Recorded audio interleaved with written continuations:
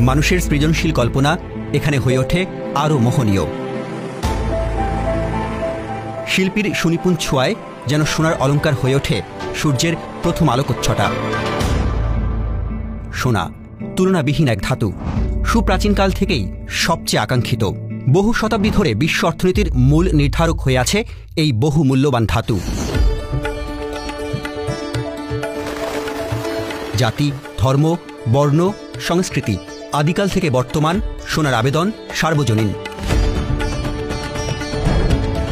বাঙালির চিরায়ত উৎসবে, আয়োজনে, সাজে, অনিন্দ্য সজ্জায় বহুকাল ধরেই সোনার অলঙ্কার প্রথম পছন্দ। সময় বদলেছে, বদলেছে রুচিও, তবুও সোনার আবেদন এখনও অটুট। এখনও গয়নার বাক্সের প্রথম আকাঙ্ক্ষা সোনা।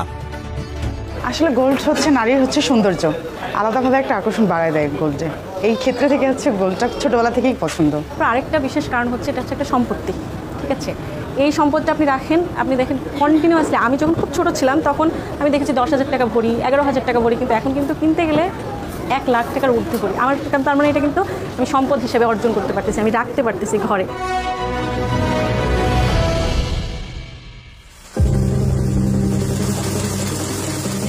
দেশের সর্ববৃহৎ শিল্পের চেয়েও সোনার গহনায় মূল্য সংযোজন 6 থেকে 7 গুণ বেশি, 30 থেকে 50% পর্যন্ত। অন্য যে কোনো খাতে বিনিয়োগ করলে দীর্ঘমেয়াদে অবচয় বা মুদ্রাস্ফীতির কারণে সম্পদ মূল্য কমে যাওয়ার ঝুঁকি থাকে। কিন্তু ইতিহাসের পরিসংখ্যান বলছে সোনায় বিনিয়োগের ক্ষেত্রে এমন শঙ্কা একেবারেই নেই। কেননা আন্তর্জাতিক বাজার পরিস্থিতি যাই হোক না কেন, এ ধাতুটির চাহিদা সব সময়ই থাকে। আর তাই শতাব্দীর পর শতাব্দী বহু মানুষ নিরাপদ ভেবে সোনায় বিনিয়োগ করেছেন। সোনাকে বলা হয় সেফ হেভেন। এই গোল্ড কিন্তু পৃথিবীতে শুধু জুয়েলারির জন্য বা সাজসজ্জার জন্য ব্যবহার হয় না। এই জুয়েলারি তো আছেই, এর সাথে বার্স এবং কয়েন্স, এবং পৃথিবী জুড়ে সেন্ট্রাল ব্যাঙ্কগুলো তারা যে ব্যাপক হারে গোল্ড কেনে বা রিজার্ভ করে, এটা কিন্তু পুরোটাই বার এবং কয়েন্সে। তৃতীয়ত টেকনোলজি এবং বিভিন্ন প্রোডাক্ট ডেভেলপমেন্টে gold as a raw material সেখানে ব্যবহার হয়। বাংলার সোনার অলঙ্কার ও শিল্পীদের সুখ্যাতি সেই প্রাচীনকাল থেকে। 1414 সালে বাংলার সোনারগাঁয়ে এসেছিলেন বিশ্বখ্যাত চীনা পর্যটক মা হুয়েন। তার ভ্রমণ কাহিনীতে বিশেষ জায়গা করে নিয়েছে এদেশের সোনা দিয়ে তৈরি অগণিত অলঙ্কার। আরও এসেছিলেন পর্তুগিজ পর্যটক দুয়ার্তে বারাবোসা 1514 সালে। 1663 সালে ঢাকা ঘুরে গেছেন ফ্রান্সের হীরা ব্যবসায়ী জা বাতিস্তা তাভেরিনিয়ার। মুগ্ধ হয়েছেন দুজনেই। মোগল আমলে এবং ব্রিটিশ আমলে সারা ভারতবর্ষে আমাদের এখান থেকে গয়নাগুলি যাইতো এবং এখান থেকে অন্যান্য দেশে চলে যেত। ওয়ার্ল্ড গোল্ড কাউন্সিলের একটা স্ট্যাটিস্টিক্সে দেখা যায় সারা পৃথিবীতে যত হাতে তৈরির মেকার আছে তাদের 80% হলো বাঙালি। আমাদের পার্শ্ববর্তী অন্যান্য দেশে মডার্নে টেকনোলজিতে এই কাজগুলি করে 10 ভরিতে, আমরা সেটা করতে পারি 4 থেকে 5 ভরিতে, অর্থাৎ অর্ধেক। স্বাভাবিকভাবে ওজন কম হলে দামটাও কম পড়ে। নিকট ইতিহাসেও খুঁজে পাওয়া যায় জুয়েলারি শিল্পের সম্ভাবনার কথা। 1986 সালে gold jewellery industry of Bangladesh growth potential and export feasibility নামের একটি গবেষণা পরিচালনা করে micro industries development assistance society. এই গবেষণায় বলা হয় বাংলাদেশের সবচেয়ে পুরনো শিল্পগুলোর মধ্যে জুয়েলারি শিল্পের বিপুল সম্ভাবনা রয়েছে। কিন্তু সোনার অপ্রতুলতা, শিল্পবান্ধব নীতিমালার অভাব, আর্থিক ও নৈতিক সহায়তার অভাবে এই শিল্প বিকশিত হচ্ছে না। একটা শিল্পের যদি নীতিমালা না থাকে, সেই শিল্প যতই ঐতিহ্য বহন করুক সেটা বেশি দিন টিকে থাকতে পারে না। আর সেই কারণেই এরা বিলুপ্তি হওয়ার পথে চলে গিয়েছে। মাননীয় প্রধানমন্ত্রী দেশরত্ন শেখ হাসিনা এই স্বর্ণ শিল্পের হারানো ঐতিহ্যকে ফিরে আনার জন্য একটি যুগোপযোগী স্বর্ণ নীতিমালা প্রণয়ন করেছে। ঐতিহ্যের আলোয় ভবিষ্যতের পথে এগিয়ে চলছে বাংলাদেশের জুয়েলারি শিল্প। ইতিহাসের বহু বাঁক বদলের সাক্ষী তাঁতিবাজার আবারও জেগে উঠছে নতুন উদ্যমে। উদ্যোক্তাদের কেউ বাড়িয়েছেন অলংকার তৈরির সক্ষমতা, কেউ বা স্থাপন করেছেন সম্পূর্ণ নতুন কারখানা। যুগের সাথে তাল মিলিয়ে সোনার অলংকারকে আরও জাঁকজমক করেছে হীরাসহ অসংখ্য রত্নের ব্যবহার। শুধু তাই নয়, জুয়েলারি শিল্পের নতুন এ যাত্রায় এখন বাংলাদেশ থেকেই প্রদান করা হয় সোনা ও ডায়মন্ডের মান সনদ। ছোট ডায়মন্ডগুলি আমাদের দেশেও আমরা কাটিং করতেছি। এখান থেকে প্রচুর টেস্টিং সার্টিফিকেট সহ নিয়ে যাচ্ছে, বিভিন্ন অর্নামেন্ট নিয়ে যাচ্ছে।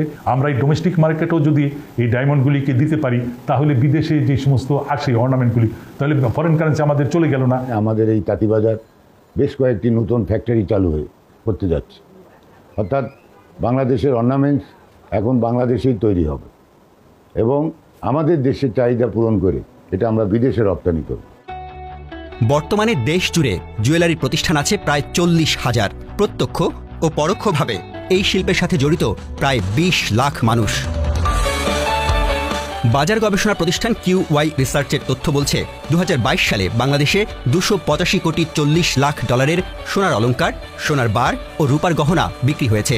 এই বেচাকেনা গড়ে বাড়বে 12%-এরও বেশি হারে। অভ্যন্তরীণ বাজারের বাইরে বহু দিন ধরেই হাতছানি দিচ্ছে বিশ্ববাজার। আজ থেকে 5-6 বছর আগ পর্যন্ত এই গোল্ডের সম্ভাবনা যে ইন্ডাস্ট্রিয়াল লেভেলে আছে, এক্সপোর্ট লেভেলে আছে, ম্যানুফ্যাকচারিং লেভেলে আছে, রিফাইনারি লেভেলে আছে, এটা বোধহয় চিন্তাই করা হয়নি। বাজুস সর্বপ্রথম যে ভালো কাজটা করেছে যে এই গোল্ড সেক্টরের ওভারঅল ইন্ডাস্ট্রিয়াল, কমার্শিয়াল এবং এক্সপোর্ট ট্রেড সম্ভাবনা এটাকে খুব ভালোভাবে মনে হয় আইডেন্টিফাই করতে পেরেছে।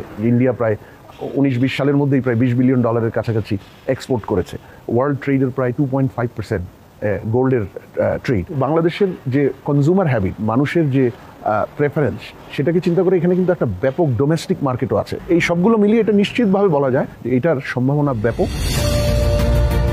এই অমিত সম্ভাবনাকে বাস্তবে রূপ দিতে নিরলস কাজ করে যাচ্ছেন দেশের অন্যতম ব্যবসায়িক ব্যক্তিত্ব সায়েম সোবহান আনভির। 2021 সালে বাংলাদেশ জুয়েলার্স অ্যাসোসিয়েশন বাজুসের প্রেসিডেন্ট হিসেবে দায়িত্ব গ্রহণ করেন তিনি।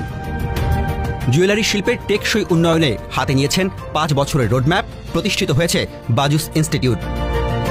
জুয়েলারি শিল্পে দক্ষ জনবল তৈরিতে এ খাতের বিশেষায়িত শিক্ষা পাঠক্রম তৈরির উদ্যোগ নেওয়া হয়েছে।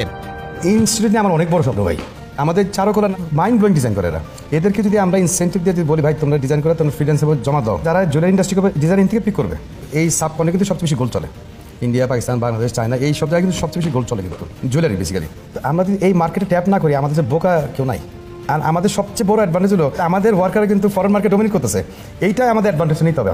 এই ওয়ার্কার যদি আমরা কোনোভাবে যদি যদি সিমিলার বেতন যদি দেশে তুমি থাকা খাওয়ার ব্যবস্থা সুযোগ সুবিধা করে দাও, অল উইল কাম ব্যাক। বাকি সব ক্লাস করে আমরা দেখবে আগে চলে যাবো। ওই চারুকলার কথা বললাম, এই ডিজাইন ইনস্টিটিউট বললাম, ভোকেশনাল সেন্টার বললাম, এগুলো যদি কম্পোজিট করে যদি সব কিছু একটা বাকেট আনা যায়, this will bring a revolution in this sector. এখন আর একটা কথা আছে দিকে, এখন আমরা রেভলিউশন আনতে চাই, কিন্তু সুবিধা দিতে হবে। দুবাইতে কোনো ট্যাক্স নেই, তা আমাদের কী করতে হবে? ট্যাক্স নেই তো আমাদের ট্যাক্স তো সরকার তার বাদ দিয়ে দেবে না। তোমার সরকারকে বোঝাইতে হবে কেন আপনাদের ট্যাক্স কমানো উচিত বা অমিট করা উচিত। আর আমাদের মাননীয় প্রধানমন্ত্রী এই ব্যাপারে অনেক উদার। এই যে ব্যাগেজ ল যেটা করা আছে বাংলাদেশে, এরকম ল বাংলাদেশ দুনিয়ার কোথাও আছে নাকি? সুন্দর সুন্দর ল করা আছে এই দেশে, কিন্তু এটাকে ইউজ করতে হবে। যে কোনো দেশের গোল্ড ভ্যালু চেইনের অন্যতম গুরুত্বপূর্ণ অংশ রিফাইনারি। বাজুস প্রেসিডেন্ট সায়েম সোবহান আনভিরের উদ্যোগে দেশে প্রতিষ্ঠিত হতে যাচ্ছে প্রথম সোনা পরিশোধনাগার বসুন্ধরা গোল্ড রিফাইনারি। এই রিফাইনারি জুয়েলারি শিল্পে বাংলাদেশকে পরিপূর্ণতা অর্জনের দিকে নিয়ে যাবে। উন্মোচন হবে অর্থনীতির আরও এক সম্ভাবনাময় নতুন দিগন্তের।